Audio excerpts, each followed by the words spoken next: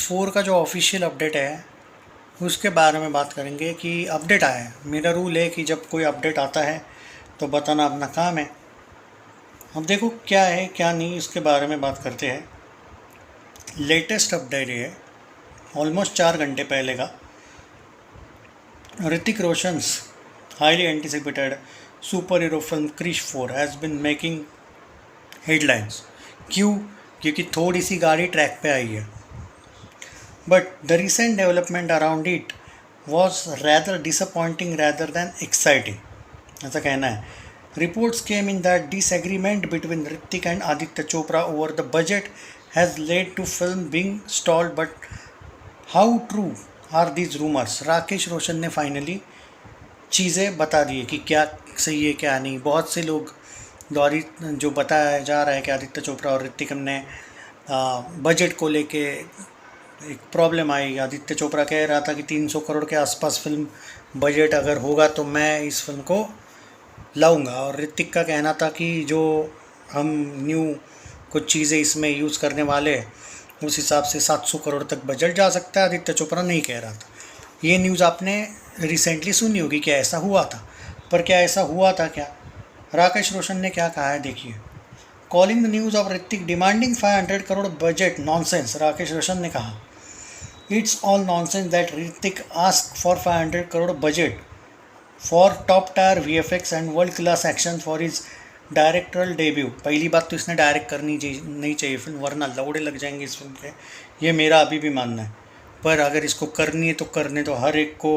हम कोई कूदने जाता है तो हम उसको नहीं रोक सकते हैं। कुछ चीज़ें सामने से समझ आनी चाहिए। कम से कम डायरेक्ट ना करे, खुद एक्टिंग करे और किसी दूसरे से डायरेक्ट करवाए, ये मैं बार बार कहूँगा। While YRF Aditya Yashraj films wants cap cost ₹350 crore making good film creating to wide audience take time, even I have taken time to each my Krrish offering. उसका कहना है कि आदित्य चोपड़ा को ऋतिक ने ऐसा कभी मैं नहीं कहा था कि 500 करोड़ का बजट हो। 500 करोड़ तैयार रखिए ओवरऑल। हालांकि वास्तविकता में एक बात बता देता हूँ मैं आपको, 550-600 करोड़ तक की बात हुई है। बाप बेटे को बचाएगा ऐसे स्टेटमेंट से हो सकता है, क्योंकि मैंने तो सुना था कि ऋतिक ने ये कहा था कि हमें जो VFX लगेंगे वो मॉडर्न लगेंगे। YRF बोला था कि हम हमारे VFX कंपनी से ही करेंगे। ऋतिक का कहना था, एक्चुअली ऋतिक को पता है कि YRF वाले कैसे VFX देते, इसलिए वो नए दूसरे लोगों के साथ चाहता था। तो YRF ने ये कहा था कि VFX की खुद की कंपनी हमारी होने के बाद, हम प्रोड्यूसर होने के बाद, हम क्यों दूसरे के VFX पे पैसा लगाए या फिर क्यों दूसरों को ऑफ़र दे, ऐसा उनका कहना था। अब उनका लॉजिक सही था, क्योंकि YRF के सिवा ऋतिक पे पैसा लगाने को कोई नहीं तैयार था। तो आई थिंक अब ज़्यादा से ज़्यादा ये होगा कि YRF और ऋतिक में ये डील फाइनल हो सकती है, और शायद ऋतिक को एग्री करना पड़ेगा कि YRF के VFX के साथ मैं फ़िल्म बनाऊँगा, जो मुझे लगता है कि वो होगा। और एक बार वो YRF के VFX के साथ उसको एडजस्ट करना पड़े बाय चांस, तो ये फिल्म बन जाएगी। हाँ, तो उसका बजट कितना होगा? तो भाई लीस्ट बजट इसका 350 करोड़ है, लीस्ट, कम से कम। बिफोर रिलीज छोड़ो, बिफोर शूटिंग तैयारी ये है। आगे कितना बढ़ेगा, 500 तक तो जाएगा ही जाएगा, नो डाउट।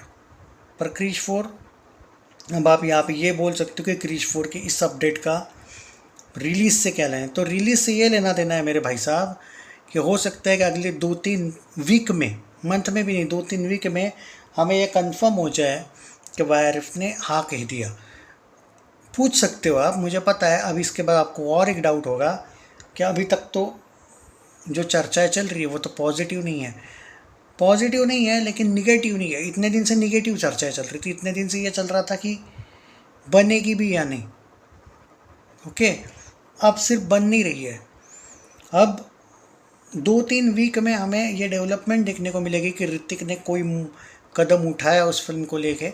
इनफैक्ट YRF उठाएगा अब शायद कोई कदम कि यस, हम 350 करोड़ के बजट में। और ऋतिक को भी मानना पड़ेगा, वो जो अलग VFX चाहता है उसके चॉइस गलत नहीं है, लेकिन YRF का कहना है कि हमने वॉर 2 में इतना अपना लगवा दिया, तो अब देखो भाई, ऋतिक ने सब्ज बोली तो ठीक है, कॉप ये स्पाई यूनिवर्स नहीं है ये अच्छी बात है, वरना भाई क्या पता वाईआरएफ को इतना पाकिस्तान से प्यार है कि क्रीश में भी कोई पाकिस्तानी इनोसेंट बन जाता तो वो अच्छी बात है कि ये अलग फिल्म है और वाईआरएफ वाला वो आईएसआई यूनिवर्स जो है वो अलग है।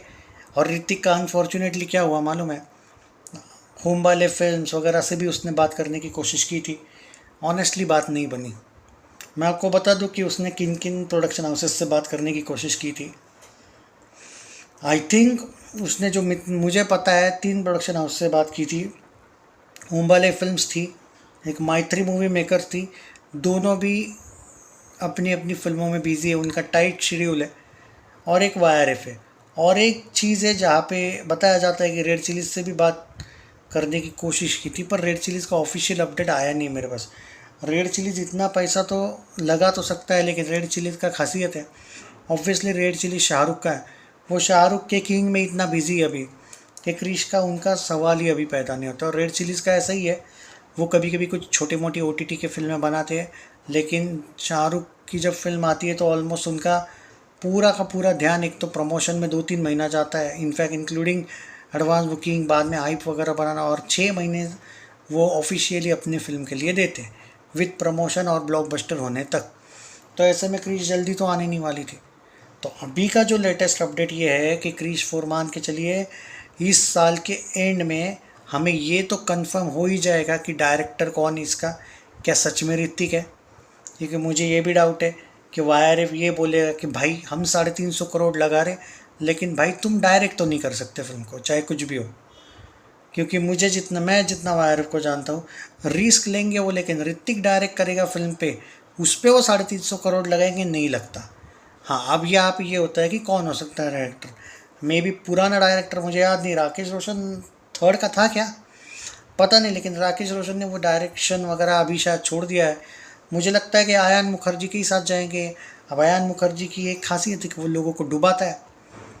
अब देखो भाई, ऑप्शन तो है नहीं, वरना ऋतिक के पास ऐसा कोई भी प्रोडक्शन हाउस नहीं है जो पैसा लगाए। और अगर वाईआरएफ पैसा लगाएगा तो वो अपनी मर्जी करेगा।